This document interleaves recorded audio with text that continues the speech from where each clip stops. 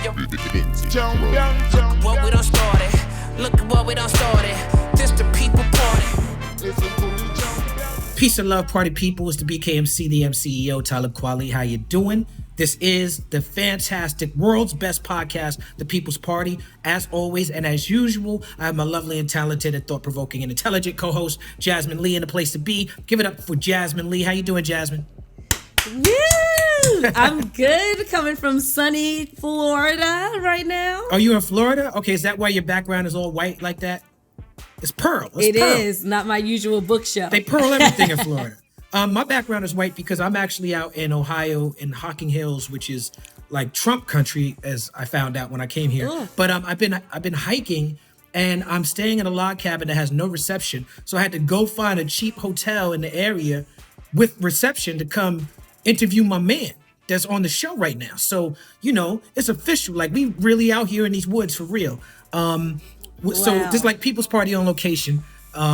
Today on the show, we have a good friend of mine who also happens to be a 4-time Grammy winner. He has songs that have damn near taken over the universe. This is a conscious rapper with super bars. This man wrestles with personal demons and still finds time to be funny and clever on every album. He is raw. He is honest. He never hesitates to address the issues head on. He has several albums. We're going to talk about them. We're going to talk about his album, Language of the World. Very good album from 2005. It helped him carve a name for himself in his hometown of Seattle. But when he connected with his partner, Ryan Lewis, they formed a group that got so much love. They did albums, the VS Redo.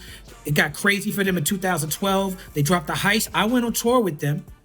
They got nominated for Grammys for Best New Artist, Best Rap Album, Best Rap Song, Best Rap Performance. They did another album, This Unruly Mess I Made. Then he went solo and did an album, Gemini, which was actually a very underrated release of that year. Ladies and gentlemen, boys and girls, I'm talking about a man who bravely faces his own struggles while writing about all types of preserving of the culture. He's spitting complex layered rhyme, Seattle's finest, Brad Pitt's cousin, the return of the Mack. Give it up for my man Ben, aka Mack. Man, what an intro! What an intro! You know, I would say up until this point, like Sway might have the best intros, but after hearing that, I think that the torch has been passed. How Sway? Oh yeah. How does he have a better intro to People's Party? How Sway? Big up to Sway because it's not. Yeah, Sway is as you know, Ben is from being a fan of Bay Area hip hop. Sway comes from the Bay Area, as what Sway has done in the radio space is hugely inspirational to what we do here at People's Party. So big up to Sway. I'm glad you mentioned him because he definitely don't get his flowers enough. And I want to thank you because of you, I saw my first real live football game. Do you remember giving me tickets to the Texans game when we was in Houston, Texas? Mm-hmm. That was your first game. I had never been to a football stadium. I'd never been to a game. I saw the Texans play. And it was funny, though, because when I showed up, it's like the owner of the Texans was a fan of Macklemore and Ryan Lewis. No, his daughter was a fan of Macklemore and Ryan Lewis. Daughter was like a teeny bopper teenage girl.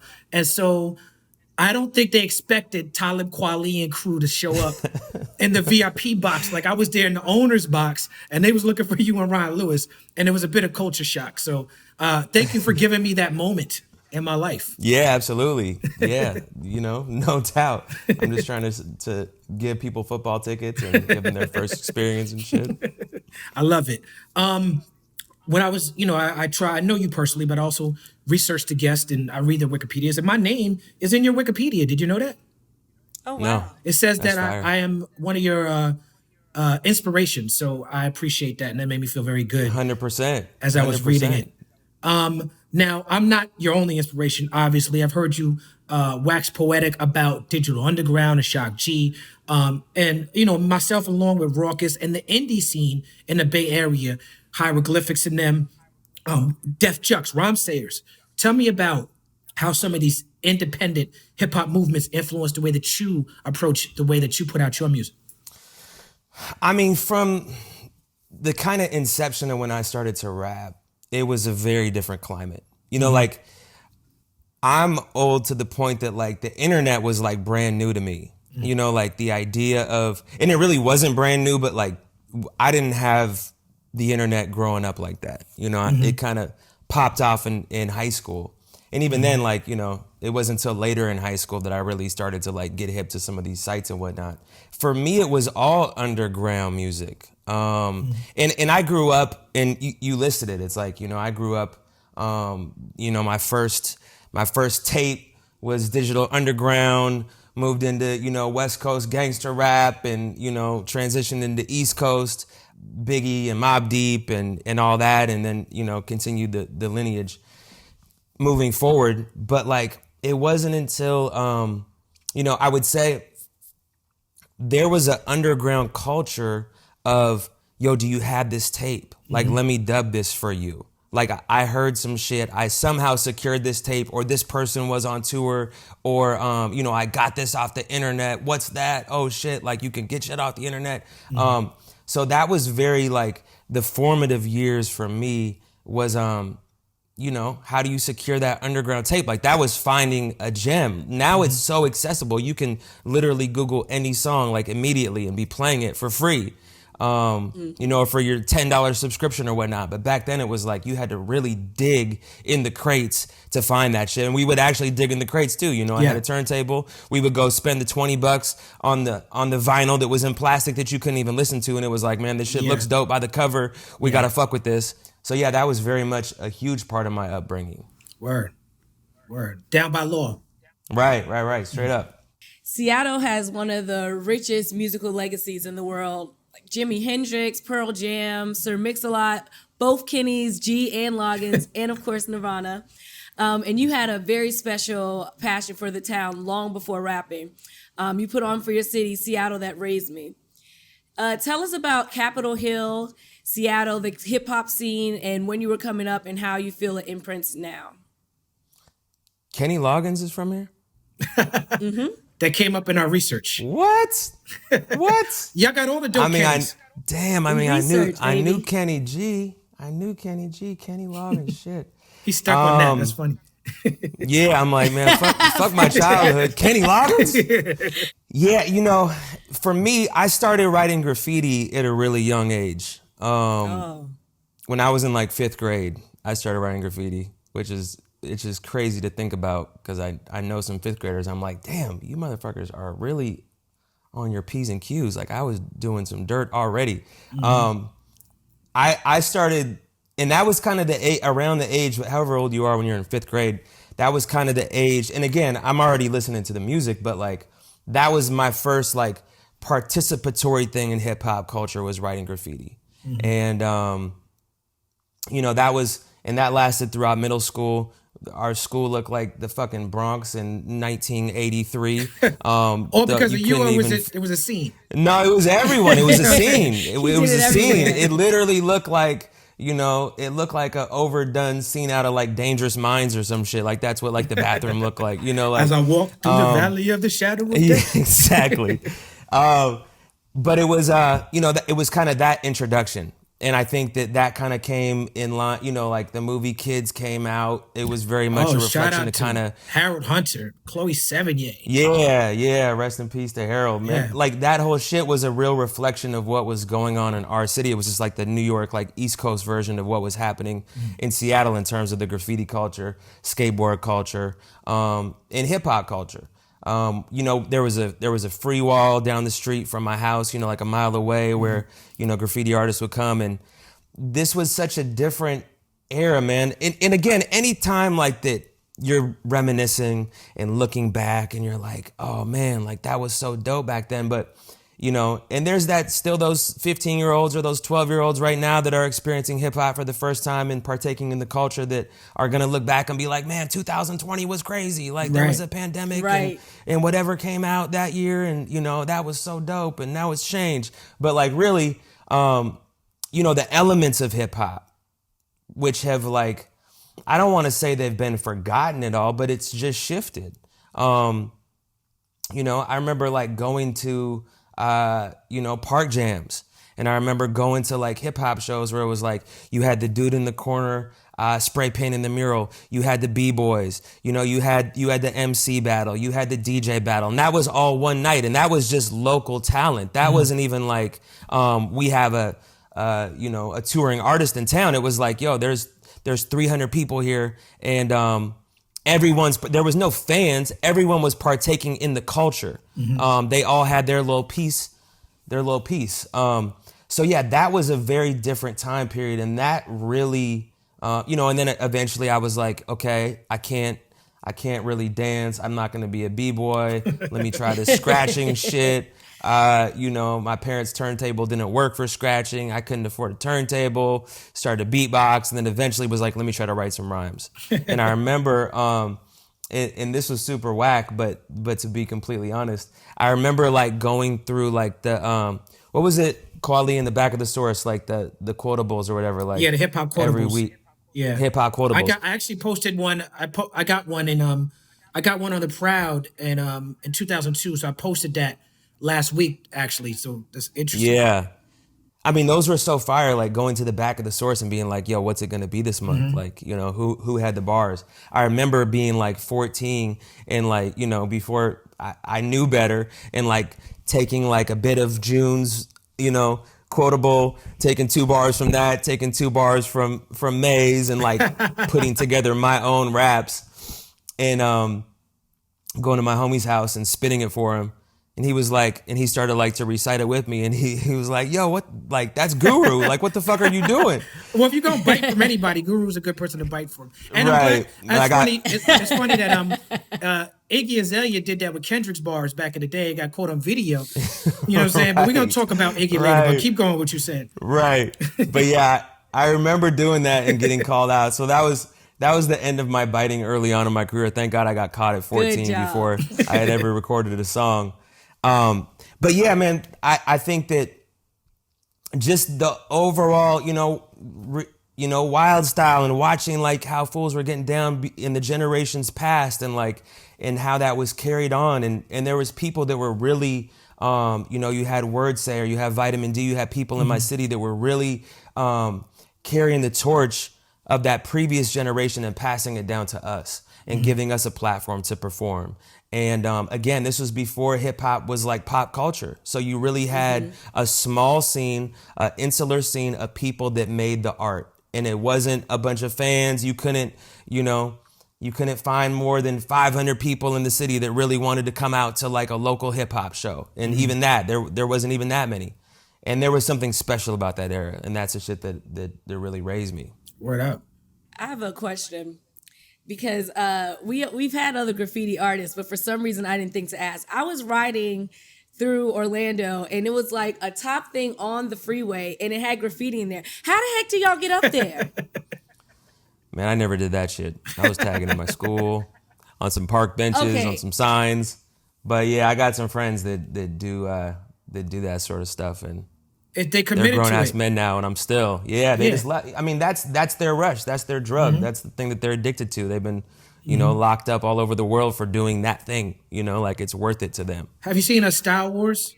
Of course. Yeah, Jasmine, you should check out Style Wars. It talks about some of that early, just how dangerous it was for them in New York City on the trains. You know, when you start getting out to the suburbs and places like Orlando, when they do the overpasses, and when you start thinking about like William Upsky, who was talking about how he used to travel he was from the Midwest, doing it on the freight trains, and it starts getting into a little bit more dangerous when it gets more rural. But yeah, man, I love this subject. I love, Macklemore, how you are so focused on preservation of culture. And that leads me to talking about Language of My World. I mean, on that record, you had a song dedicated to the B-Boys.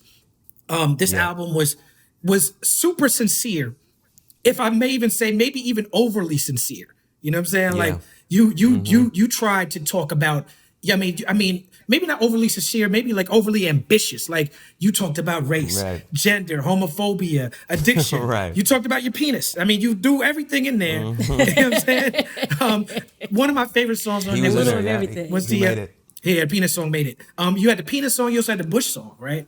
And in the Bush song, you rap in the voice of George Bush, which is a very brave, creative choice. But beyond it being a brave, creative choice, the fact that you as a white rapper from Seattle are tackling racist voter suppression in 2005. Now, this wasn't a new subject in 2005, especially in the activist world, but there weren't many rappers of any race talking about racist voter suppression. And I want to read the lyrics a little bit for people who may not have heard the song. You said, and I knew, unless you know the lyrics, and I don't know if you know those lyrics from back I don't know then. if I do. Okay. You said, I knew I'd have a little hope because all of a sudden the blacks got together and started to register to vote. But thank God for computers and them helping, because we got the last names of every single felon. We programmed the computers to find the names that were the same. Whoever came up couldn't vote on election day. Way to go, Jeb. Really great strategy. And you were talking to you're being very, very critical of the Bushes. Can you tell me what inspired you to make that record at that time in your career?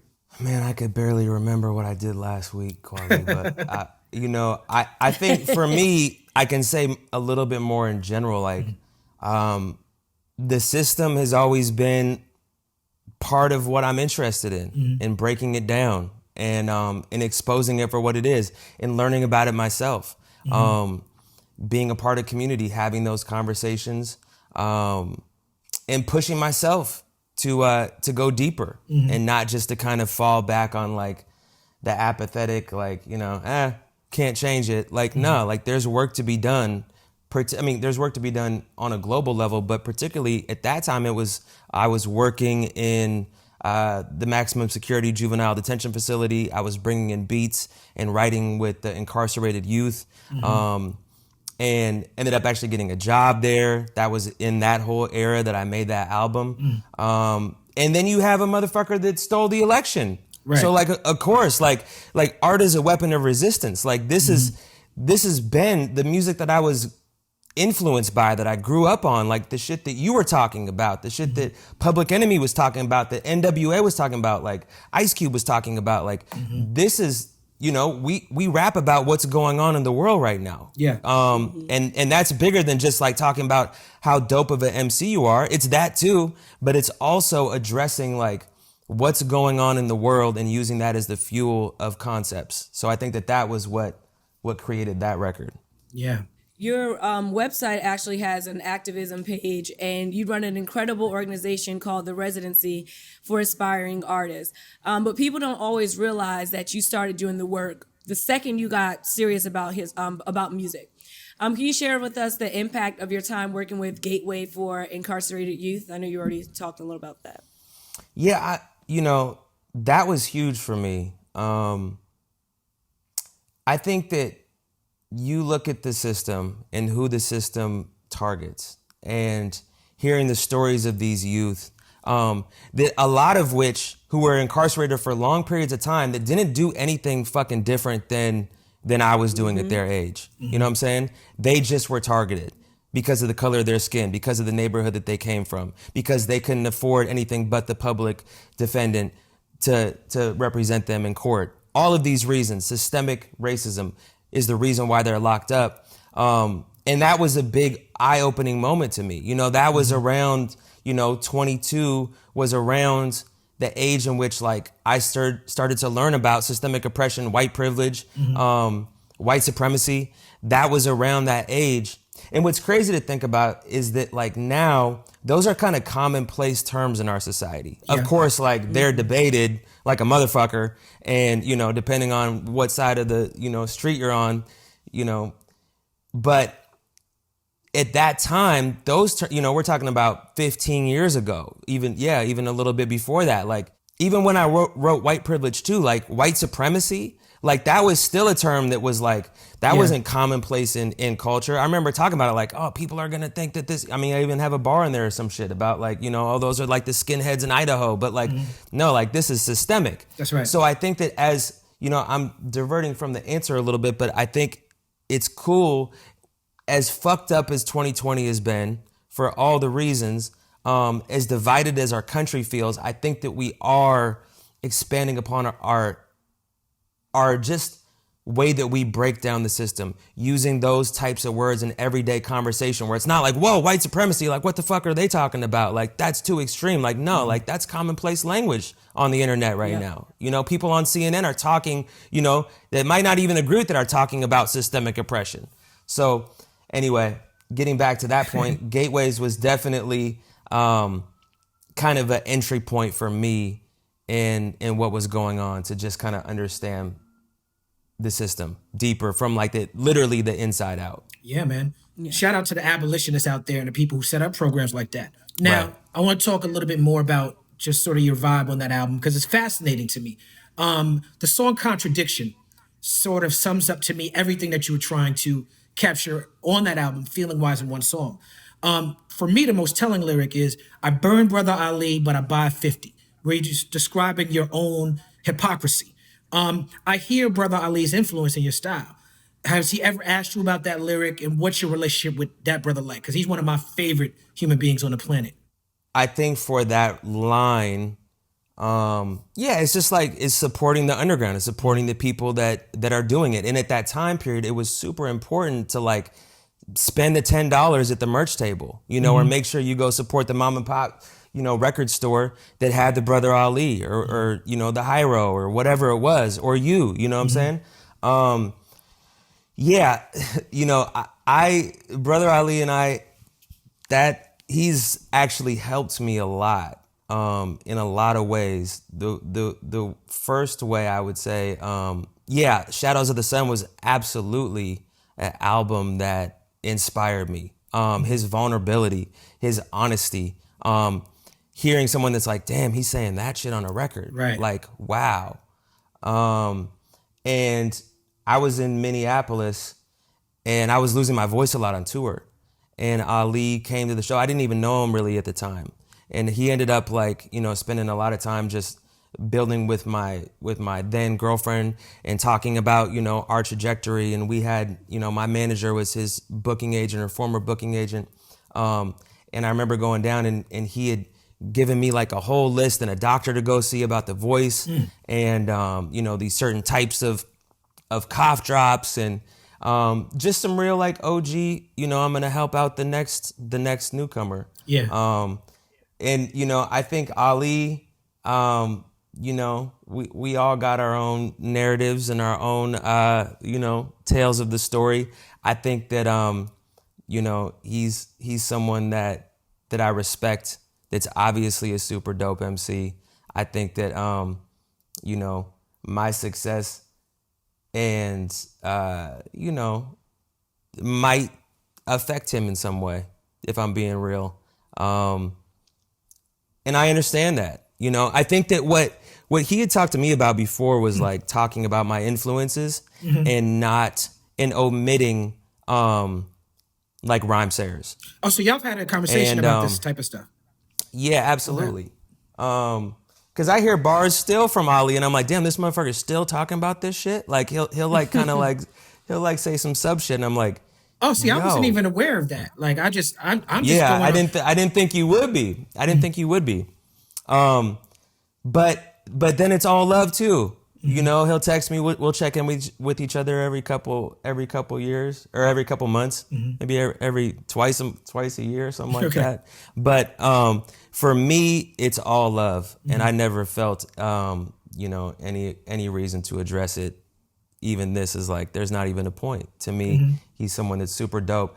In particular, you know, that record, and then just what Rhymesayers, Shadows on the Sun, and then what Rhymesayers went on to do with Soundset, independently. You know, they created a model, I think, and so did, you know, you have Hyro in there as well, Living Legends in there as well. They created a model of direct music to fan and really making the fans feel a part of. You know what I mean? Like, this was no major label shit. This was literally just underground music direct to fan. I fuck with Rhymesayers. Like, I've learned a lot in my own personal life from working with them and watching how they move. And they've been graciously have invited me to Soundset. I did Soundset with Black Star. Did it on my own. It's you know, I have a lot of respect for that crew. And yeah, absolutely. I feel the same way about you. Same way as you do about Brother Ali. He's been out here this summer. You know, he's somebody who I build with. I feel like, I guess maybe you came in the game after him. I came in the game before him. Right. And so you know, our relationship is different. But yeah, man, I noticed that when I went back to visit Language of My World, I noticed that bar and I was like, oh, I've been with Ali all summer. Let me ask about this situation. Right. Thank you so much for bringing me and Big Crit on tour. Yeah. I've been on tour with a lot of real hip hop motherfuckers that have gone pop. The Black Eyed Peas, the Beastie Boys, Macklemore and Ryan Lewis. These are all acts that have taken me on major stadium, amphitheater, theater tours. And it's always good for me to get in front of an audience that is maybe not aware of hip hop. And I appreciate you saying, I'm going to bring the rappers that I fuck with, Big Crit, Talib Kweli, and put them in front of this audience that may or may not care about them. And that's, Right. I appreciate you doing that. And I appreciate the lessons I learned from Ryan Lewis. Ryan Lewis to me is amazing. Watching how he moved and how he sort of like carried himself on that tour was dope to me. From him starting out as a photographer with what you were doing to directing the videos and correct me if I'm wrong, but is he sort of involved in helping you decide to go sober? Is that accurate for me to say? No, but he always was super supportive though. Okay, sure. So he's very supportive. But for people who don't understand where that connection sort of blossoms at, break down to me, the sort of the vision of Ryan Lewis and why y'all were able to connect in such a fantastic way. I mean, Ryan I met him when he was 17 years old.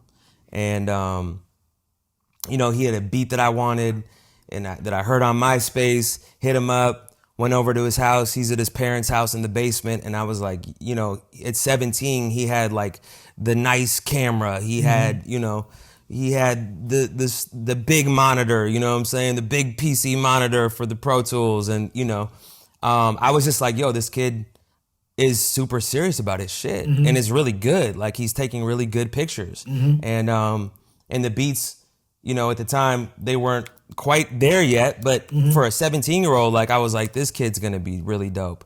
And, it was mostly a relationship based on photography, but he continued to make beats. And I knew that he was going to be a problem. Like he was going to be good. Yeah. And that just continued. And I got out of rehab and in 2008, and we just kind of started to connect and ended up at his parents' house a bunch in the basement. I was back at my parents' house, I was older than him, so I'm back at my parents' house, real humbled, have no money, have, what I thought was a little local career gone.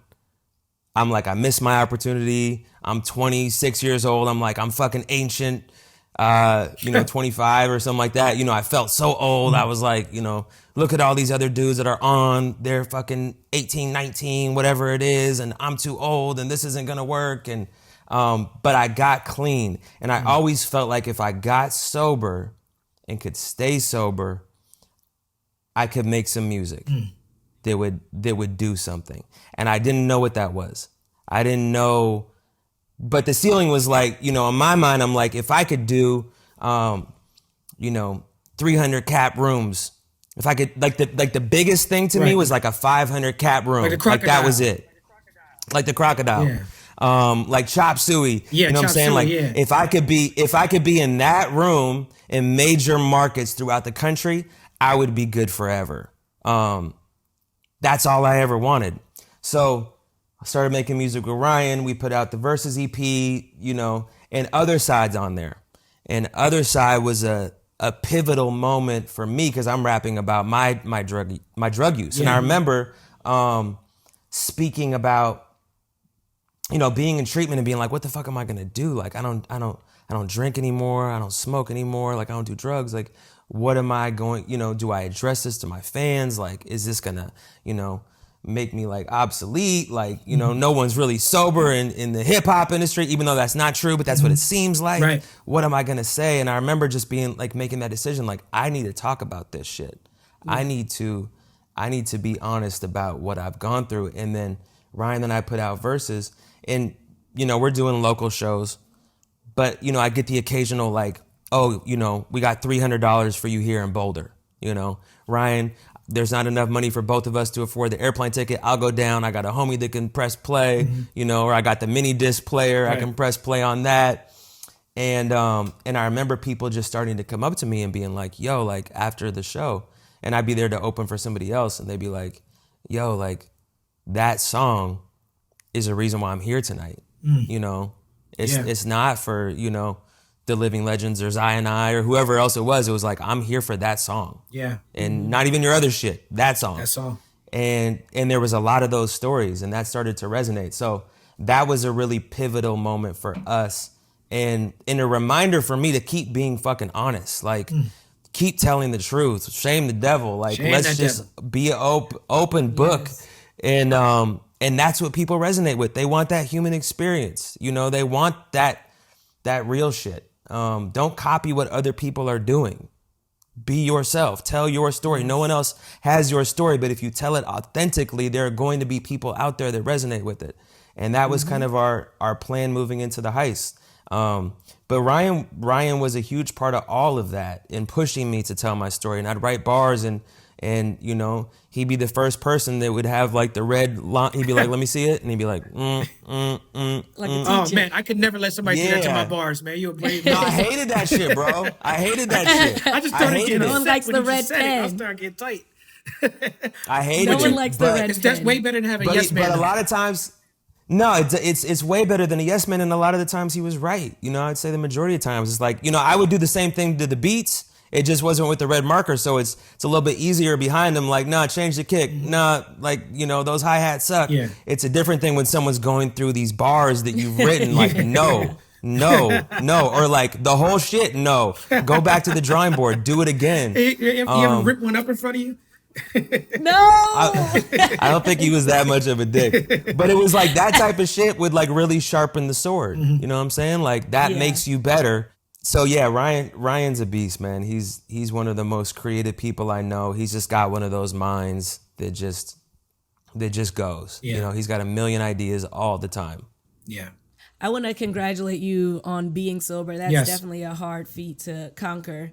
So kudos to everyone out there. Thank you. Battling with addiction. And as you said, a lot of people who haven't battled, they didn't realize how big the other side was for the recovery community. It has samples with interview by Bun B talking about Pimp C's death, rest in peace. And we're also exactly a year from Juice WRLD's death by overdose. What do you want to say to young people out there that may be struggling with addiction? Whew, that's a big question and a good one. I think that for me, because I struggled for so long as a youth and didn't know that there was a recovery community, you know, because by nature, we're in a program of being anonymous. You know what I'm saying? Like it's an anonymous program. You know, whether you're talking about Alcoholics Anonymous or Narcotics Anonymous or Cocaine Anonymous or whatever it is, it's an anonymous program. And anonymity at the level of press, radio, and film, which I'm probably breaking right now, is you know, one of the founding principles. So I didn't know that there was a bunch of people, thousands in my city, that were convening in like the basements of churches and random old halls and talking about this disease that I had. I didn't even know it was a disease at the beginning. I went for years like, why can I not fucking stop? Like, why can I not drink and smoke like my friends? Like, why do I need to, like, when I wake up, that's the first thing I'm thinking about, and then I have to go get, and other people can just do it on the weekends or 3 times a week or whatever. I didn't know that there was a community that was there to support, love me unconditionally, that had the same fucking disease. And there's the therapeutic value of one addict to another sharing their experience, strength, and hope that is saved my fucking life and continues to save my life. And you work these steps, you work these 12 steps, and you get better. You excavate that bullshit. You figure out your character defects. You say you're sorry to some people. You have a spiritual awakening, and you go out and you carry that message to somebody else. And that's the most important thing in this world, is like being of service to other people, getting outside of your own fucking head. That has been my story.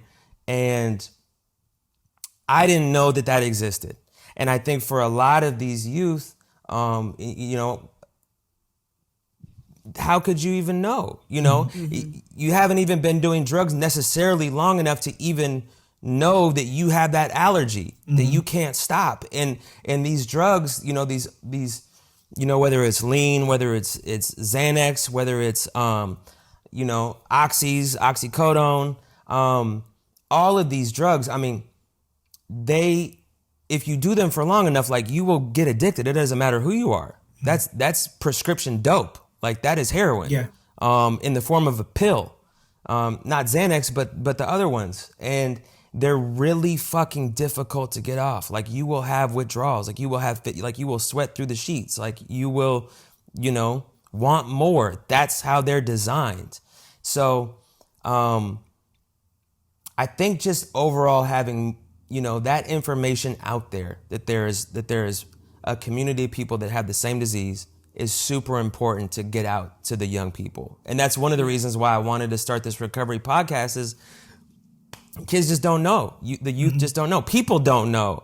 How many times I'm hit up by, like, the parent of a kid who's like, yo, my kid is 20 years old, can't stop, got kicked out of school, whatever it is, the story. And they're like, what do I do? And they have no idea what to do and how important going to treatment is. Yeah. I think that for so long, like, there's a stigma, and we have to destigmatize this whole shit. We have to talk about it. There's a conversation around mental health right now and destigmatizing that. Mm-hmm. Addiction and mental health go fucking hand in hand. That's right. Yeah. And we need to make sure that people know that there's resources, more funding to get people treatment that they need. Because if it wasn't for, my pops having the 10 or 12 racks that it was when I first went to treatment and being willing to spend that on me, I'd be fucking dead. Yeah. Like, I wouldn't be here right now. And that's not to be fucking dramatic. That's just what it is. Like, I was about to die. Mm-hmm. I just was lucky enough to go to a facility for 30 days. Mm-hmm. And people, I think, don't know that that's okay, to go to treatment. That actually, that's the best thing. And I remember, like, hearing, certain rapper, like, talk about, I think it was Smoke Perp, and he was talking about he went to treatment, but didn't want to tell anybody. It was like he was having that internal, like, conversation too, like, with the stigma, okay, right? What do I do now? What do I do now? And my whole shit is, like, sipping lean and smoking backwoods. Like, how do I still remain relevant? And it's a mess. But what's more of a mess is fucking dying. Yeah. And our young people are. Mac Miller was a friend of mine. You look at what happened to Peep. You look at what happened to Juice WRLD. Like, these are fucking tragedies. Yeah. And they're happening, and it's not just the famous people, man. Young people are dying at the highest rate than they ever have. People in general too. It's not even young. This disease does not discriminate. So I have no idea what your question was, but obviously I'm very passionate on the No, issue. you answered it passionately. You answered it. Absolutely. And thank you for that. Thank you for being so passionate on it. And thank you for being honest about your experience, because it's absolutely helpful to other people. Another thing that's helpful to other people is your dedication to independence. What's interesting to me, Ryan is very good at, he has a more like pop aesthetic than most hip hop producers. And the song, a huge record, Can't Hold Us, as pop as that record is, because it's undoubtedly, and if I dare say so myself, unapologetically a pop record. Right. But on this record, you're rapping, you literally spell out independent like Webby or something. Like you rap about being raised by the Wu-Tang Clan, on your biggest, brightest most pop moment. And I was on that tour. I seen a celebration when you performed that song. Your biggest pop moment, you're like, no, look how independent I am. The Heist is one of the greatest independent music stories of all time. I get why y'all named it The Heist. Your heist was successful. A lot of people don't know that y'all weren't signed to a major, but you paid a major label, Warner Brothers, who, full disclosure, Warner Brothers is involved in the UPROXX business for this podcast, but y'all paid Warner Brothers Music Group to help get the song on radio, and that's sort of a role reversal of the relationship. Y'all went to the industry, said, no, we don't need your advance, you don't need your money. On your song, Jimmy Iovine, you rap about 360 deals and and how they wanted to have a piece of your merch and stuff like that. So what encouragement do you have for young artists now who want to do it themselves, but maybe you're not courageous enough, or maybe think that they don't have the capital to do it themselves? That's a great question too. And it's hard, there's a reason why major labels exist. There's a reason that like you do need radio, or maybe not now, but even now, you like radio has existed because that's what takes you to that next level. If you want to be like a A-list fucking, person in the music industry, you want to be A-list, you need fucking radio. That's been the story. And there's outliers there for sure. Like Beyonce can put out an album and not work a song to radio and it's still Beyonce. Right, you but know it's what I'm saying? But like, because of the decades that has been spent and the millions that she had radio on lock. Yes. Yeah. So the powers that be are real, and that's one of the reasons why we ended up paying Warner to do our shit. We didn't do a deal with them. It was just literally like, hey, work this on the radio. And that's after Thrift Shop had already done its thing, and they were in ADA, who's a subsidiary. How many millions of views did the video have? Thrift Shop, and like y'all was killing. Thrift Shop's been $1 billion for a while. I don't know what it's at, but it's been $1 billion. I think it's at 11 times platinum in the US. Wow. Crazy. Never would have thought that was gonna happen. But in terms of the independent shit, it's always a struggle, right? Like, cause the way that the game is set up now, these playlists are so impactful. You know what I mean? Like, playlisting really is a way that a lot of people, break into the industry or have records that go, not break into the industry. Like, it's almost like that's the new payola. Like, that's the new radio is almost playlisting. And I remember with Gemini, like not even having, not having as much leverage and not having the labels behind us. Like, it was, the playlisting was hard. It took a minute. And, if you are signed to one of these top 5, they have a system in which that you get funneled into those playlists. Like, that shit is very real. At the same time, we're talking about commerce versus art, right? Like, because this is the business side of it.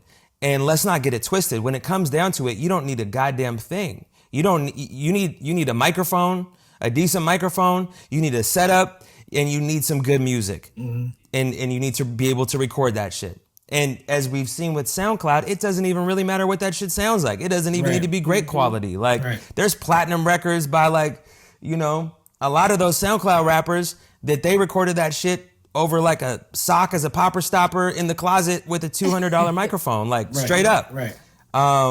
So I think that if there is a level of sincerity and you are honest and you realize that, and you know that people are going to connect with your shit, gain the leverage. Even if you end up signing a deal later on, get your leverage up. Because if you get like a tiny bit of buzz and then they show interest, or you have no buzz but someone hears a demo or whatever, you're going to get fucked. That's just like the way that it is. I think that there's a way to reverse that and get over on these labels, is when there is a buzz and there is a bidding war, and all of a sudden, they're like, we need Lil Pump. We're, who's going to give him $6 million? Like, we'll do it, and hell yeah, get the bag from these labels. Like, get that advance. But also make sure that the business is right too. That it's not just that advance is just a glorified loan. Yes, man.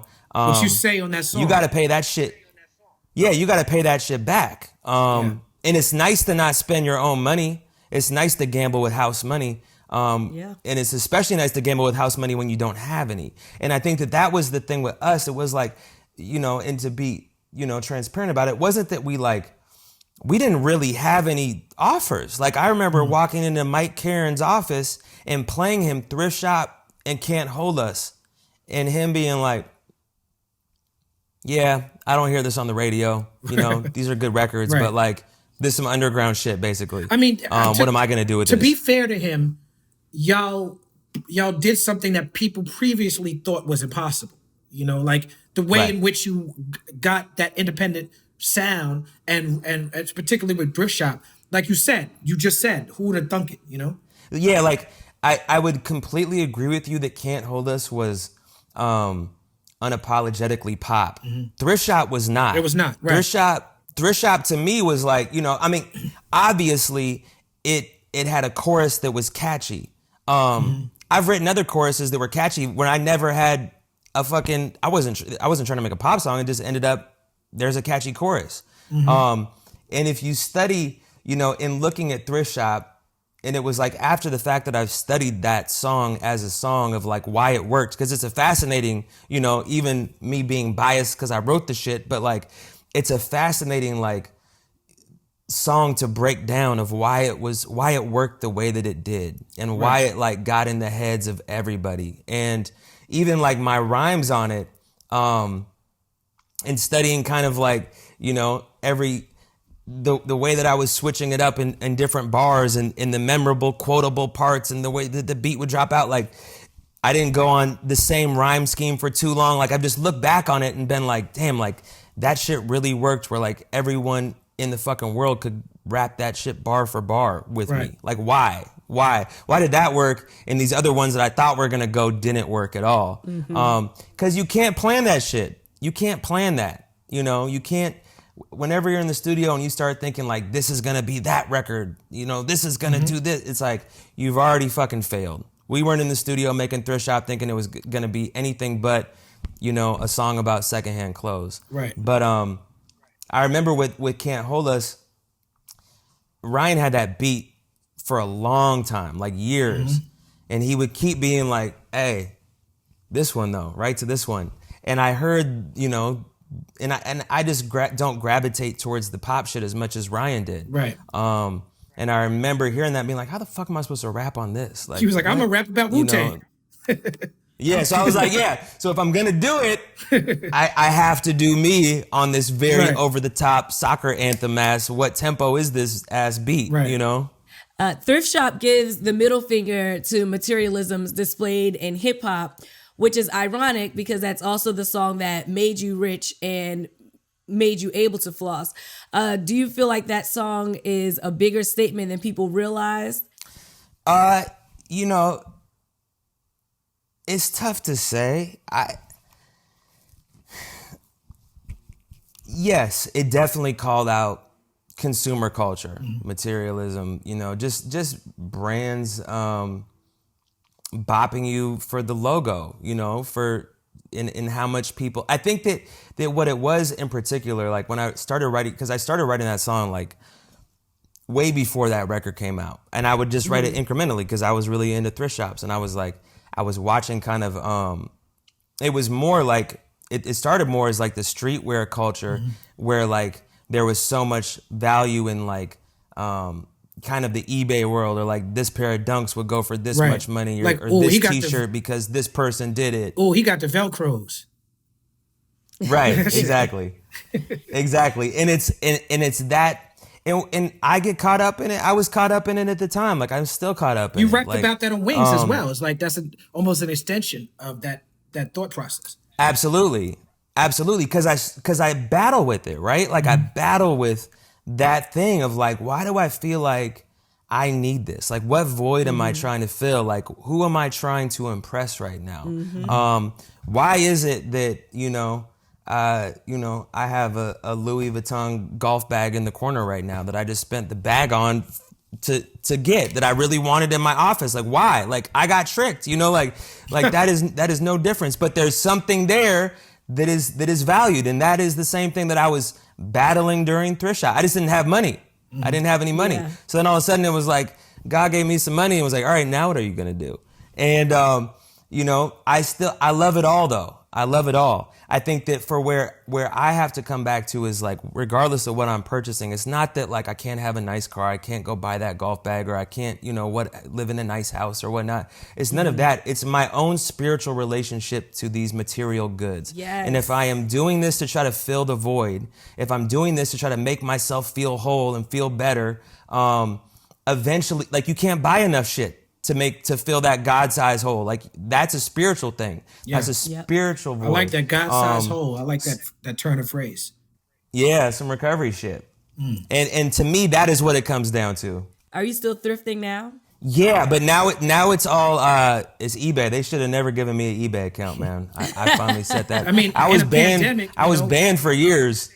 That's what I'm saying. The pandemic hit, and I'm like, what am I gonna do? What's it like being what's it like being a sneakerhead in the pandemic?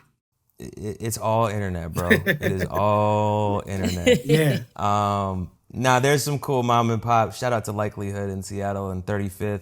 They've stayed open and have been very nice to me. But yeah, it's just fun to look up. I've always enjoyed looking up old stuff and getting inspired by the past. Like, I've always been inspired by clothing and style and going back to different generations and how they were dressing and different fads from previous decades.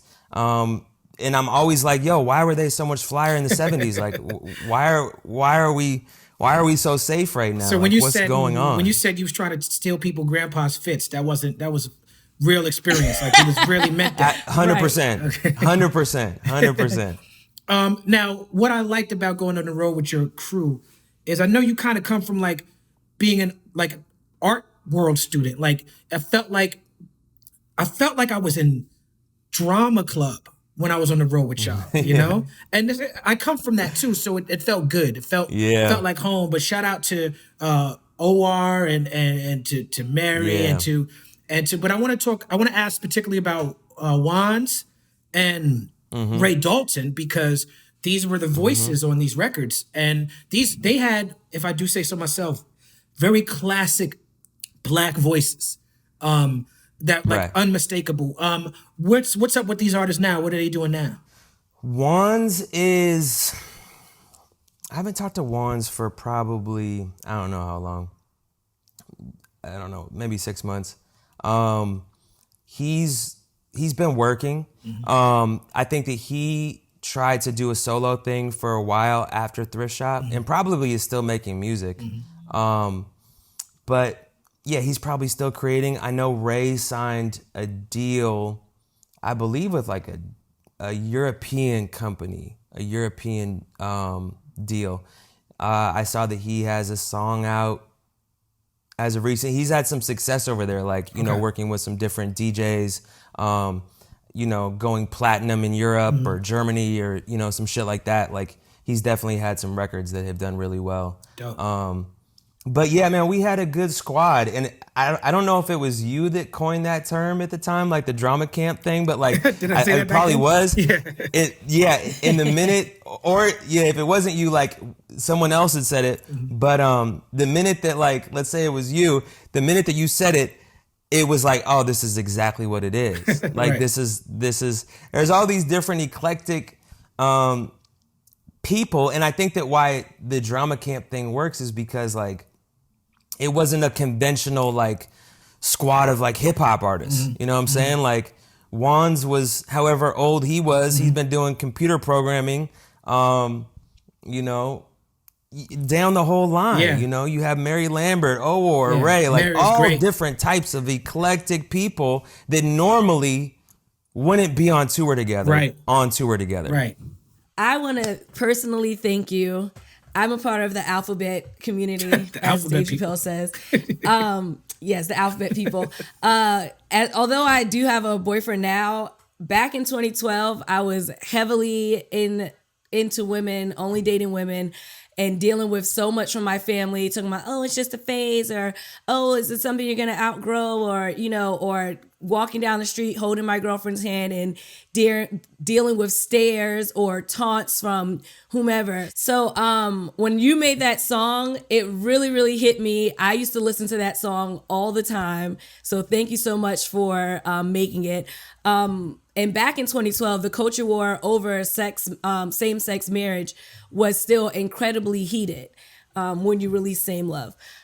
If people haven't realized what song I'm talking about by now. Where do you feel like rap has failed queer, gay, lesbian people? And do you see that energy shifting since Same Love dropped? And why do you think hip hop is so fearful of the so-called gay agenda? Wow, that's a weighted question. This is people's party. I think that we have definitely, I think it's a great question. I think that we have absolutely, as a culture, become more accepting. We have made strides. And you even look at just like, I think people have just really pushed the envelope to be themselves. Like, and I remember like, you know, cause you go back to like Kanye wearing a pink polo, you know what I'm saying? Like that was like, at the time it was like, oh shit, like who's this dude with the pink polo? Like you can't wear pink. At that time it was like the pause, no homo thing, and the hip hop radio hosts and blogs were obsessed with outing the gay rapper. That was like the thing. Right, Yes. absolutely. And I think that like, you've seen over the years, and I think that for Same Love, I don't want to give that record more credit than it deserves. I think that it was a timely record. I'm very proud of that record. Probably up, maybe the most proud of any record I've ever made. You know, that and Other Side, and those two stick out to me. And I think that it really coincided with the times a little bit before. You know what I mean? Like that's how like culture shifts, right? Like when, you know, and particularly like art culture, it's like if you can be a little bit before, not to be on trend, not to beat the trend, but just because that shit was on my heart at the moment. And it also coincided, you know, I remember I wrote the song and then Obama came out in support of same-sex marriage. Right. That's a great first point, time. because people who talk about that time, talk about politics now, forget that Obama changed his stance on gay marriage. And it may not have been because of his own personal politics, but as a president, he took into account the vibe of the country. Like the country changed. The country pushed the president more progressive. Yes. Absolutely. And yeah, that didn't happen until, you know, his second term. So it was definitely a defining moment. And you know, for a lot of states. And I think that song corresponded with being the soundtrack to that moment for a lot of people. You know, you look at people that have come out, not even necessarily like come out of the closet, but just comfortable with being themselves. You shouldn't even have to announce that you're gay. Right, exactly. You should just be able to be you. Whatever you want to do. Absolutely. That's a great point. Like, it shouldn't be coming out of it's just this is who I am. This is who she is. This is who he is. This is who they are. Whatever it is. And I look at like people just being more comfortable with who they are and not being afraid to get called, oh, he looks gay. You know, I looked at a post that Playboy Cardi posted last night, and it's a very feminine, you know, type of, you know, feminine type of pose, categorically stereotypical feminine.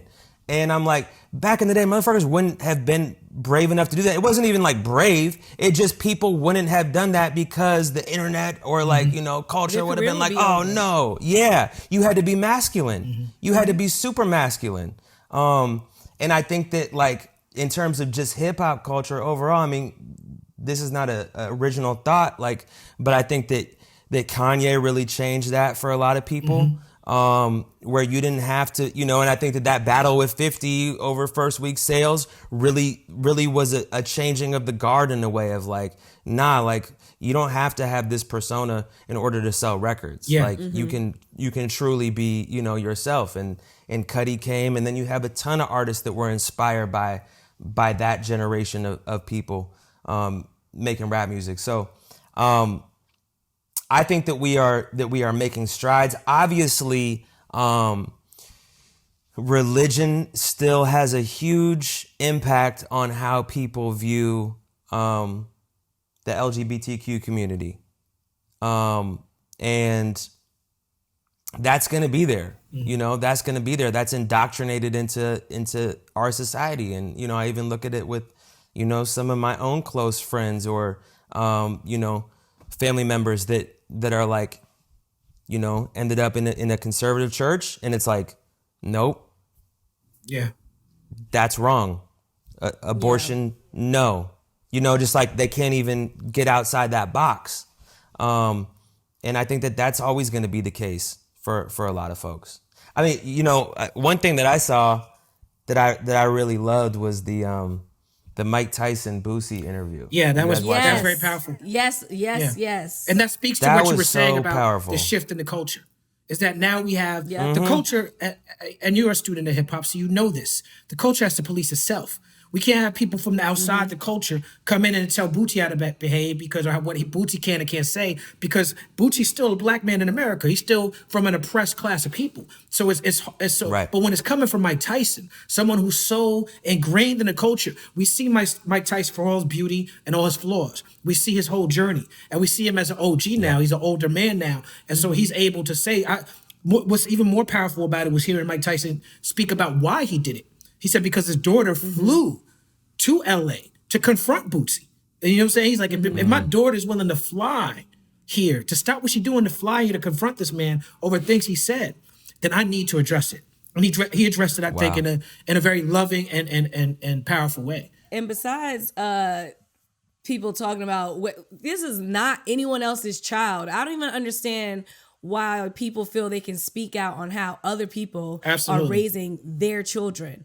That is the biggest thing out of everything. Like, mind your business. If you did not birth that baby, you have no say-so in their whereabouts. Right. Yeah. I agree completely. And that was actually one of my favorite parts of it is when Mike is like, hey, Boozy, I agree with you. Mm-hmm. I agree with you.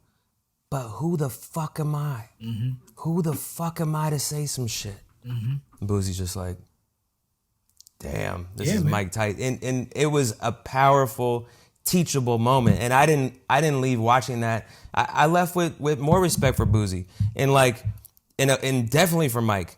To be able to have that and to, again, get vulnerable. And it wasn't on some shit like, of course the internet's like, damn, like he had Boozy like so rattled and shit. But it's like, nah, he was just soaking up game from an elder. Like, that's why I described it as loving. And having a teachable moment. Yeah. Yeah. Hella loving. Yeah, man. Like that's what we're supposed to do. We're supposed to check each other and not check each other. We're supposed to have those hard conversations that we can all grow from. And it's not check. It's not, the internet wants to turn it into some shit like that. It's really just, this is how we are supposed to interact so we can all grow and get better. Absolutely. Exactly. And that's the same conversations we want white people to have with their friends when it comes to racism.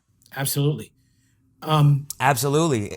And we're also scared to mess up, right? Like we don't want to get put on blast. We don't want to be like that 1 minute clip that goes viral. We don't want to say the wrong thing and be the sensationalized headline so people are just quiet. And that's kind of, one of my many issues with cancel culture is like motherfuckers can't mess up now. So they're just scared to speak when like we need people to talk about race in America. We need people to talk about homophobia. We need people to talk about the hatred that's going on right now and feel like they can and talk amongst people that don't have the same opinion. And we need to see what that dialogue looks like right now. That's right. Yep. I got to ask, did you see pop star Never Stop, Never Stopping? I did. Samberg? And I didn't know. I watched that movie without hearing anything about it. Oh, right. Me too. Like no one was like, yo, right. Yo, like this shit's like, they got parts that are definitely about you. About so you. I'm watching it with my wife. And I'm like, huh. All of a sudden it's like, oh, this is definitely about us. He was like, oh, they clowning. It was fucking hilarious. You thought it was hilarious? I thought it was I'm Not hilarious. Gay was the funniest shit I seen in that shit quite was a long time. So funny. So funny. And that shit it brought me, and honestly brought me back. Had me dying. It brought me back to because that movie was sort of about some of the excess, and you guys were doing it big on that tour. It brought me back to that tour. I was like, oh yeah, this is like making fun of all of it. Absolutely. So shout out to Jorma and the whole Lonely Island crew. So let's talk about this. So you win Best Rap Album for the Grammy for the Heist. I was with you around that whole time, and I remember you being sort of distraught over the whole situation. Yeah. I remember you sent a text to Kendrick, and I have the text here. You say, you got robbed. I wanted you to win. You should have. It's weird, and it sucks that I robbed you. You posted the text to Instagram. Now, what I find interesting is you also had Schoolboy Q and Ab-Soul on that album. You clearly had Kendrick's number in your phone. You clearly were a fan of TDE. You were cool with him. You and I agreed about how great Good Kid, Mad City was. Looking back, how do you feel about that time period now? It was an intense time period. It was an intense for a lot of reasons. Cause like my entire career I had been like this, and down, but I'm just fucking neutral. All of a sudden that shit was like straight up. And it wasn't just the Grammys that we won that. I'm looking at the fucking shelf I have in the corner. We won everything. Right. We won fucking everything. Yeah. We were winning so much that going into, and there was a big conversation around whether or not we should be in the Best Rap Album category. And I'm like, what the fuck? Like, do I not rap? Is this not a rap album? Like, I get that there's pop sensibilities. I get that there's the unapologetic pop moments, but is Jimmy Iovine not a rap song? Like, is Make the Money not a rap song? So at the time, I'm like, this shit makes no sense, but I get it because it's crossed over, right? It's crossed over. It's gotten bigger than I could ever contain. And that's the weird thing about like blowing up is like, it doesn't become yours anymore. It's the world's. It's the world's. And it felt like that. So that was a difficult time for me. I was high again. I, had relapsed. I'm just getting by. There's, I remember like right before the Grammys, like I tried to detox before the Grammys. I don't think, I was fully there. And then once that all happened, I was back up and running for sure. I wasn't in a place of connectedness at that time period. So it was hectic. But at the same time, amazing shit's happening. Amazing things are happening. And there was a lot of good moments. If I could go back, I wish that I wouldn't have tried to escape them. I wish that I had a little bit more of a spiritual foundation in that moment to ground myself. Because what I said in, you look back at the text, obviously shouldn't have been texted. Obviously, I mean, I could text Kendrick that, but it shouldn't have been put on the internet. There's things that I shouldn't have done, but we're done. If I was more connected, I wouldn't have been maneuvering like that. I think that there was so much projection around it. And I'm also wrestling with like this whole, why am I on the radio? Why am I safe? Why am I on these talk shows? Why am I on Good Morning America and all these, why is Big Crit not? Why is Kweli not? Why, all these things. And I can attribute it right back to what we've been talking about. Yeah. You know what I'm saying? The color of my skin that gives me an unfair advantage that works in this pool of people that vote for who wins a Grammy and who doesn't win a Grammy. I'm aware of all this shit. I am very aware of it. And I'm struggling with my own, like, damn, I'm benefiting from the system that I've been calling out since I was fucking 20 years old. Since Professor Macklemore. Right. And here I am at the highest level, quote unquote, the highest level of artistic merit, the Grammys, and here I am benefiting from this same shit that I've been talking about. So I was conflicted. People want to say like, oh, it was guilt. It was, he just feels guilty about being white. It's like, that's so surface level. Like, was there an air of that?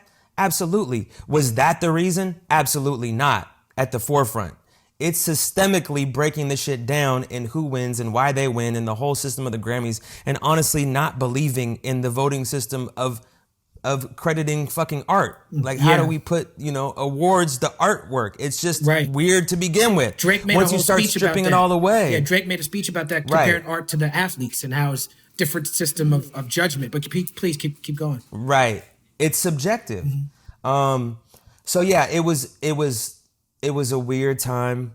And yeah, see those, Q's one of my Q's still one of my best friends in the industry. You know what I mean? Like, yeah, Ab was on my record. I did, was around Kendrick all that year, even prior to that. Kendrick was a friend of mine. Like, and I just put the shit on blast. And, I wasn't in that grounded place that I needed to be. I think that looking back, and of course you look back in your career and you're like, oh, I wish I could do that differently. That's at the highest level of what I wish I could do differently. But the thing about this is, when I come back to this, like, okay, having to be grounded spiritually, foundation, that shit led me to get sober again. That shit led me to work harder on my craft. That shit, and what it really did, not only did it like toughen my skin, it really reminded me that like I need to accept life on life's terms and be okay with people not liking me. Yeah. That's interesting. Be okay with people not liking me, and be truly okay with myself. And that was that moment. And I think that was why that year was so difficult, because it was like I had never been put on display like that, where people are weighing in and like, is it this? Is it that? I'm like, I'm an underground backpack rapper. I don't even know why I'm here. Like, what the fuck is this? Right. Why am I at this party? All of a sudden it's like, why am I at this party? I have the world debating what I am and what I'm not. And it's a really intense thing for anybody. And I think that if, people were honest about it in my position, it's just a challenging spot. And to have not had like incremental moments of that where people are like, to get to a certain point, it was just straight up the fucking mountain. And now this is the conversation around the Grammys is me and Kendrick. It was intense. But it led me to really being comfortable with criticism.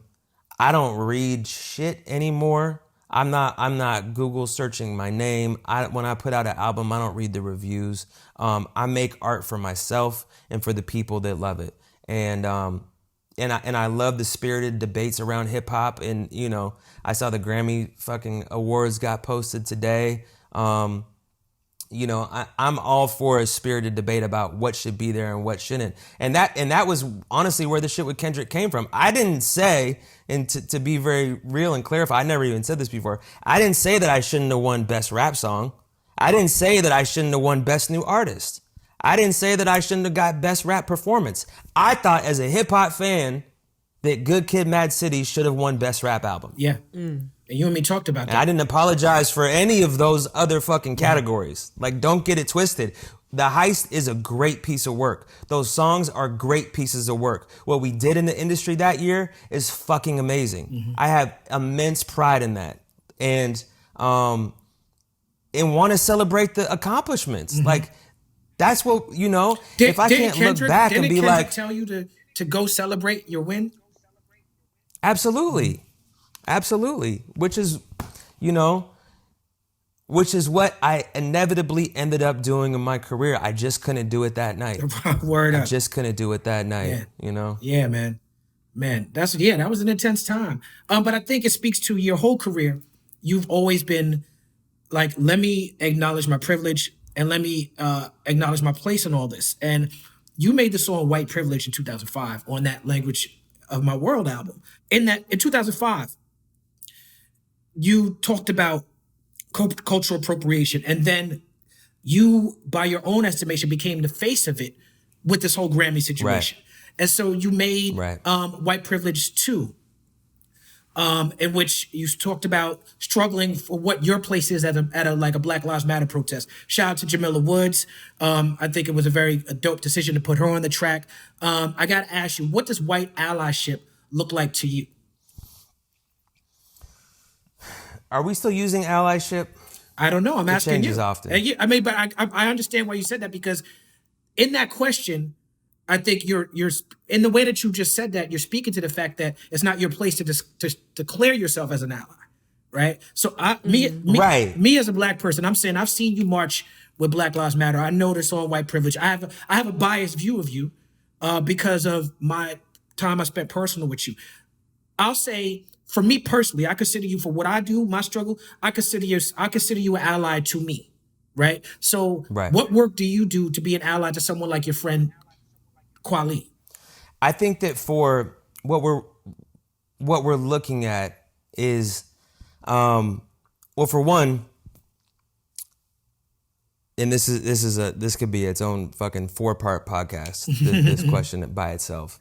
I think that for me, what work can I really do that supports equality, that supports racial equity, that breaks down the very fabric and DNA that is white supremacy, that has created this place that we call the United States of America?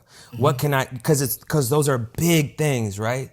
They're really big. So you have to break it down and get into the micro.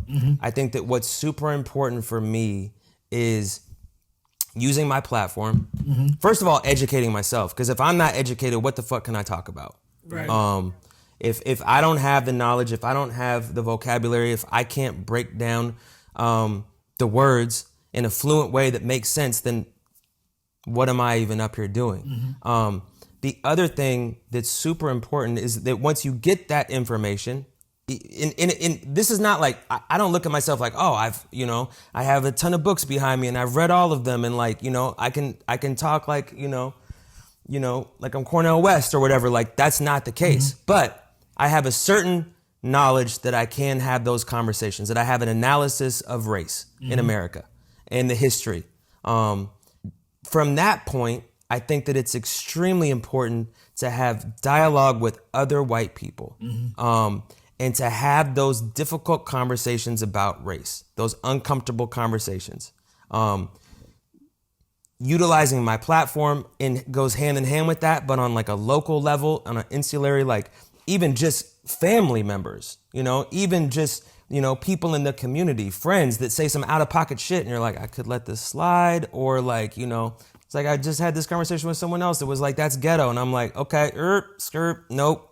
This might, derail the conversation, but like, let's talk about that. Yeah. Let's talk about like what that coded language really means and what you're saying there. Like it's moments, teachable moments again, that could be potentially uncomfortable, but in the scale of things are not even on the same scale as what people of color, predominantly Black people, experience every day in this country.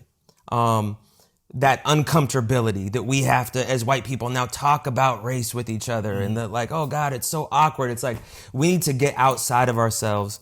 We need to be having dialogue, and we need to show up. So that's very broad brushstroke in a fairly quick answer. But to me, that's part of the work that I'm doing. And then it's also spending some fucking money and putting it back into communities that are affected by systemic racism. So it's not just talking about it. It's not just saying like, oh, I read a book, or like I read an article, and like I posted some shit. I posted a black square on Instagram and I'm good now. Right. It's actually like, okay, we have had the massive advantage because of our skin color in this society in terms of where we started on this race. Now, how do we level the playing field? How do we take this very disproportionate society that we live in and make that equitable? And it's also not just money though either, because now all of a sudden a bunch of people are like, oh, I want to give money to the nonprofit, or like, the ACLU, or like, let me give to here and there. Now it's also changing who's at the table, right? Because we know that power equates to money. Power is what we really are talking about here. Who's making these decisions? So we look at how our boards are structured, how our schools are structured, how our corporations are structured. And if you go into those boardrooms, motherfuckers are white men, like, and changing that up. So systemically from the inside out, we can have more diverse workplace, that we can have a more diverse boards that making the decisions about what's happening in the schools, what's happening in education, what's happening at our jobs. That needs to also be broken down and talked about and level that playing field. So how are we leveling the playing field right now? And it's not even a one podcast answer. Yeah. It's a very convoluted one, but those are some of the the ways that I'm trying to show up right now. Word up. Thank you. And when we were on that tour, you actually played me that song, White Privilege. No, you know what? We weren't on the tour. I think it was after the tour. You sent it to me and you asked me what I thought. And I told you I liked it. And so you was like, I think it was a Thursday you sent it to me. And you was like, okay, I'm going to drop it this Friday. And you dropped it. And brother, I was proud of you for dropping that song. And then immediately, you know, I was heavy on Twitter. As a lot of people know, I'm not on Twitter anymore. But I was evicted. I was evicted from Twitter. I was heavy on Twitter back then. And Iggy Azalea, she took the song as a diss. Iggy And she felt Azalea. like she took aspects of the song personal. And I took that personal, again, because I was biased. And I was so proud of your effort at the time. And I tweeted, I'm going to quote my tweet, "The fact that Iggy Azalea thinks Macklemore's song was a diss to her instead of actually listening is proof of her privilege. Fuck Iggy Azalea." And I admit that the fuck Iggy Azalea was a little emotional. I was a little in my feelings. But beyond that, why do you think white people, particularly some white people who benefit from being in black spaces like Iggy Azalea, get so defensive when it comes to matters of race? Oh, that's a great question.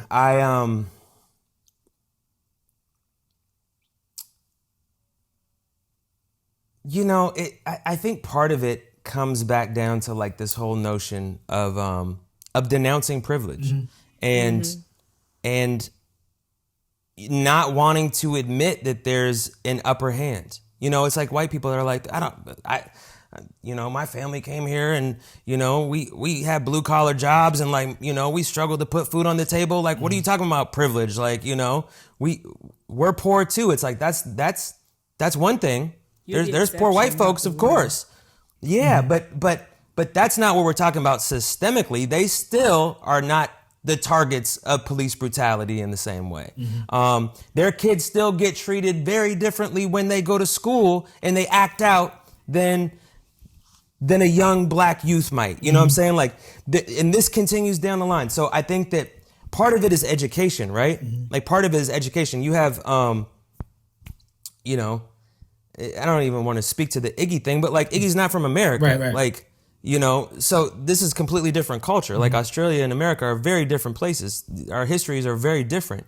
I wouldn't necessarily expect Iggy to not make it about herself. You know what I mean? Like, I agree with your tweet. I agree that also that the fuck Iggy Azalea might have been a little intense, but like, you know, I get what you're saying, you know, and we take shit personally, right? Like, and I also think that, you know, there's like this pride, right? There's this like, you know, you're an artist, and you know, you're a white person in this hip hop space, and you're one of the chosen few that break out, right? Like, you're one of the and you have to work hard for that shit. You have to get good at the craft. Like, I don't care who you are or how dope or whack you are. Like, you have to somehow make your way through all the different artists. And this is not just a white thing. It's just anybody. But you have to swim through the current to get to whatever spot that you're at. And if you and I think people take, you know, offense to like thinking that they might have had an easier trajectory versus a person of color when you know, when it's fucking hard. It's hard for anyone to get a name making art, to make a living off of making art in whatever genre it is, but particularly for hip hop. Right. Like, this shit is like making it to the NBA. Like, there's a very select few. There's a lot of kids that hoop. Not a lot of kids are going to make it to the league. It's the same shit with rap music. Iggy Azalea does not get an excuse that she's from Australia. She's been in the U.S. since she was 16. Let's not give any excuses. We should not expect for people to make it about them, and we should let them know that they should not be making things about them, because it is not all about them. All right. Fair enough. The views of the People's Party do not reflect the views of Macklemore. That's fine, and that is fine.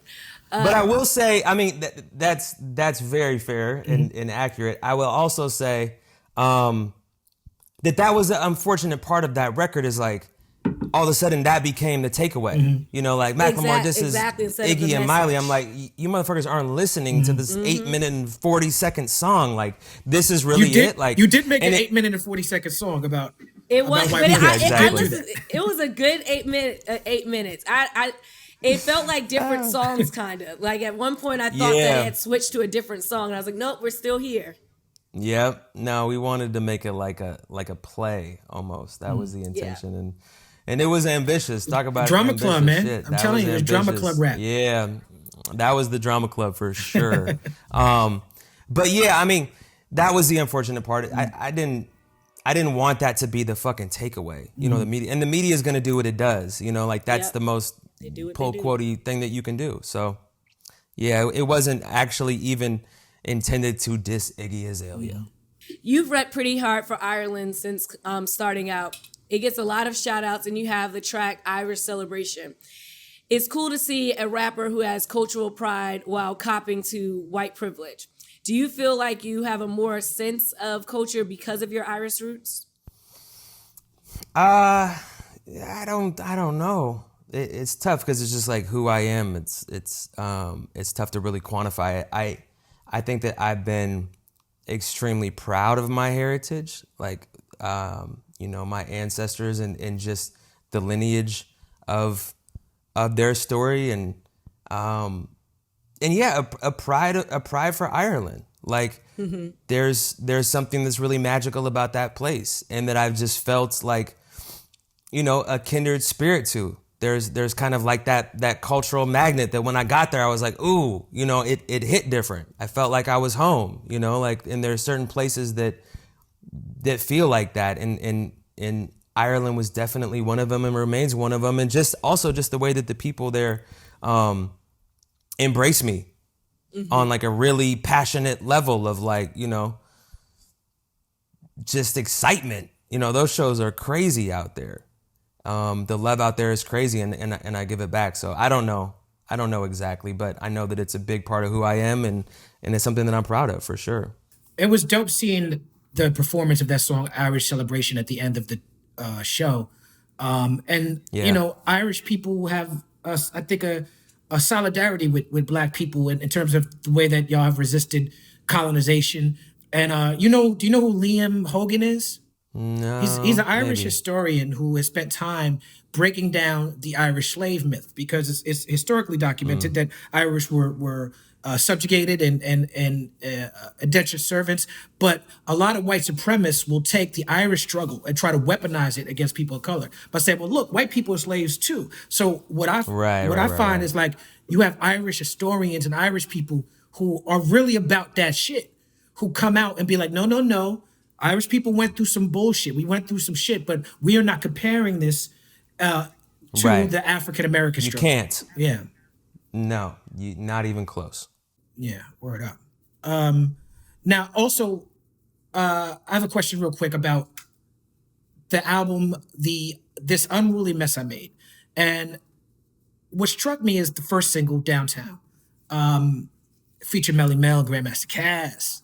Man. It was beautiful that you did that. Did you feel like it was important for you to showcase some of hip-hop's pioneers after the massive crossover success of the Heist? You know, it wasn't as like intentional as that was. I think that we were making a record that, you know, sounded like, you know, the influence of it was some old school shit. It was some old school, like the inflection in which that motherfuckers would use in the you know, in the late 70s, early 80s. Yeah. And, you know, that was the delivery. So I was like, man, if I'm going to do this, like, we have to do this right. You know, we need to, like, pay homage and make sure that, like, the people that were really at the forefront of this type of delivery back in the day are highlighted.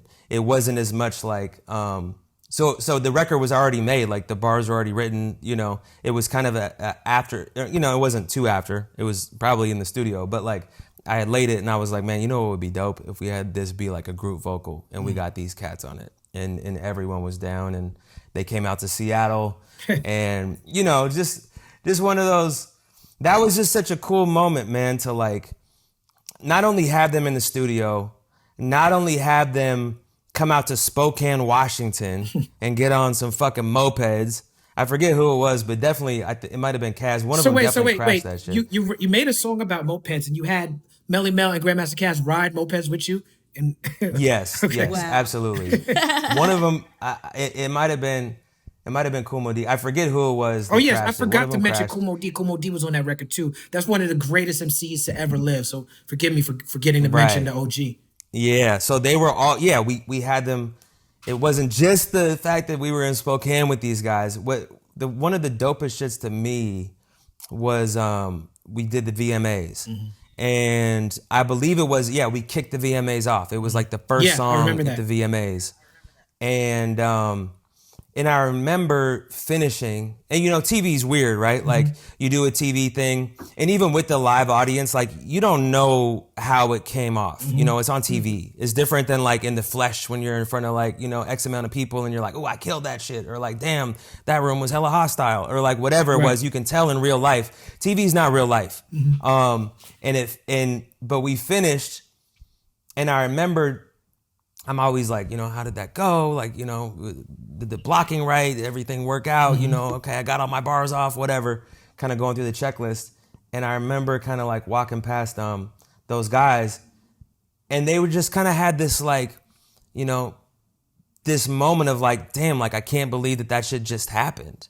All these years later from our peak. And of course those guys have gone on to like, still tour and make music and whatnot, but to like be the opening act at the VMAs, I think that they were just really soaking in that moment. And I can't imagine like, for me in like 20 years opening up the VMAs, like that would be some shit. Yeah. That would be some shit. Like, damn, like this shit's come full circle, or like, damn, motherfuckers still appreciate what I did, when I would imagine the game changes. Yeah. Like in 20 years, I'm probably going to feel fucking forgotten and be like, man, like, but back in 2000, I'm going to be telling my kids like, but I was really the shit for a minute. Like, right. And I would imagine that, as time goes on, and like, I just lost my grandma 2 days ago, and I was writing about her. I appreciate that. I was writing about her and thinking about like getting older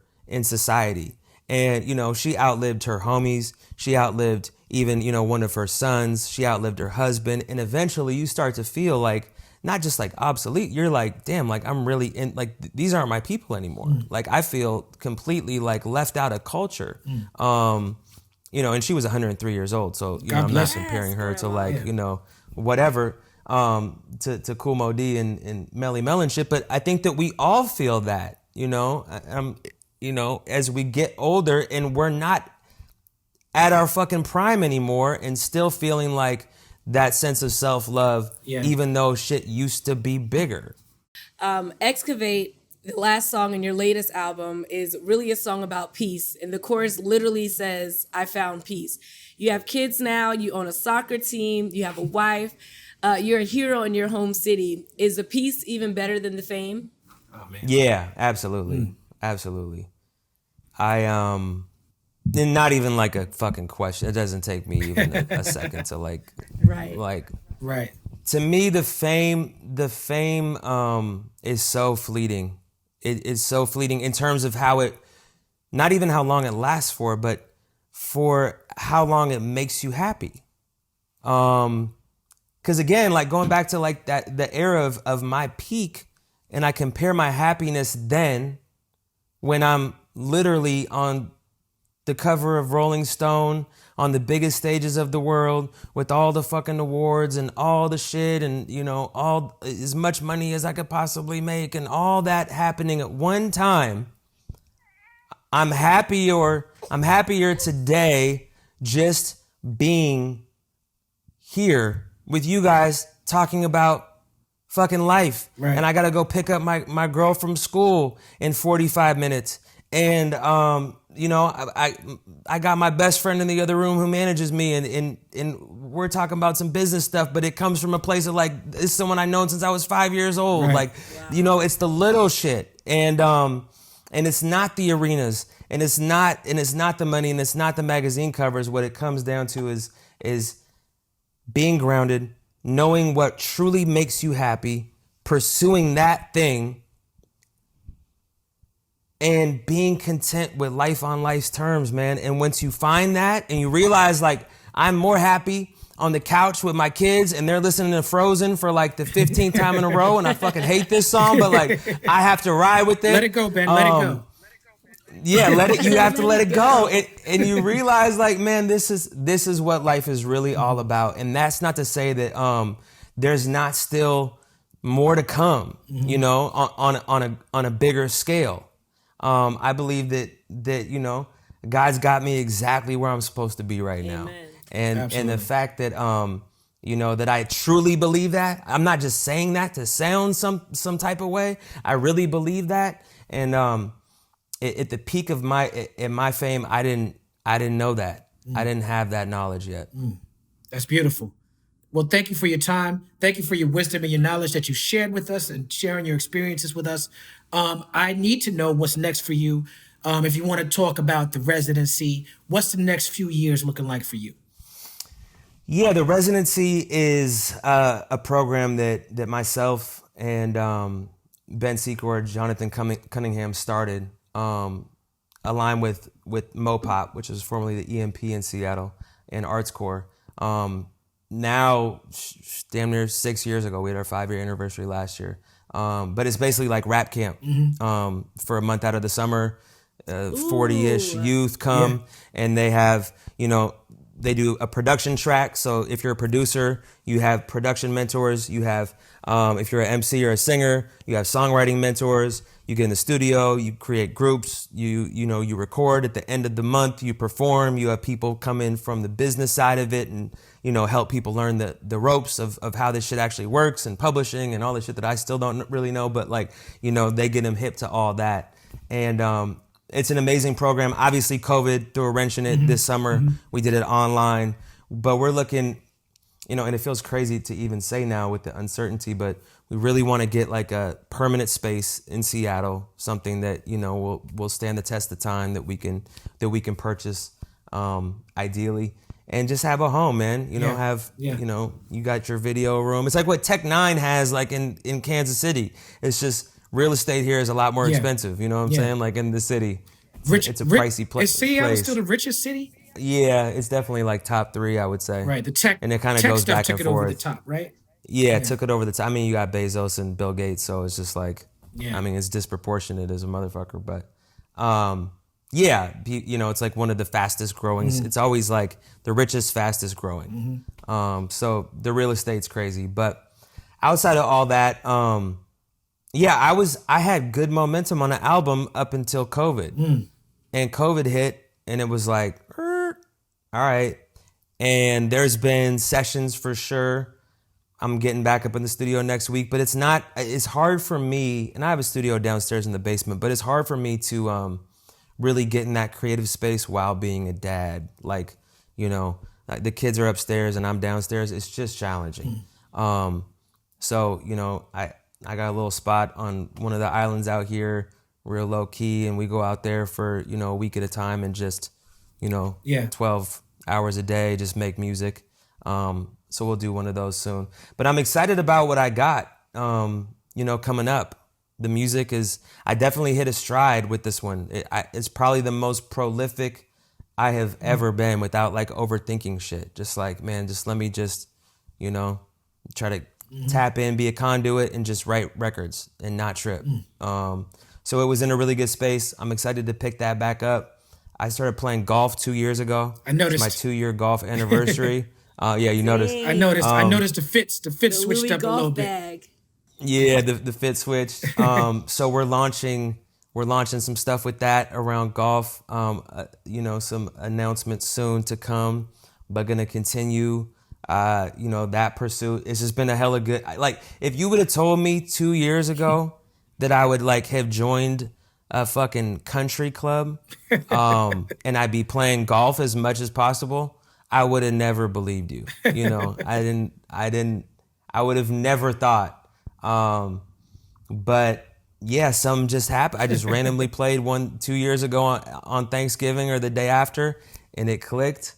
And I'm fucking obsessed, man. There's something about being out there in nature, hitting this little ball around, that just gives me some peace. It's like, my brain's always everywhere, and just to like have that serenity outside, and leave all the golf culture alone, but just for that reason, it's been really a place of sanctuary. So I'm gonna continue to do that, work on shit, and then raise these kids, man. Yeah, man. I'm a fucking dad. Macklemore's all about the kids. You know what I'm saying? Next time I link up with you, we I'm gotta all go about the kids, play man. some miniature golf. I ain't ready for the big green yet. I might have to get a Mr. Meeseeks, take 2 strokes off my game first. But we could hit the putt. You know what I'm saying? I could do that all day. There we go.